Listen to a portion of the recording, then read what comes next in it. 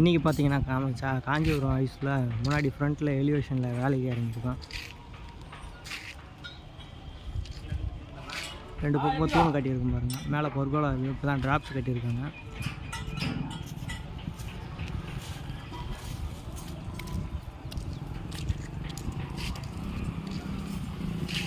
இப்போ சாரம் அதிகமாக இருக்குதுனால சரியாக தெரியல. சாரத்தெல்லாம் பிச்சுட்டு போயிருக்காங்க.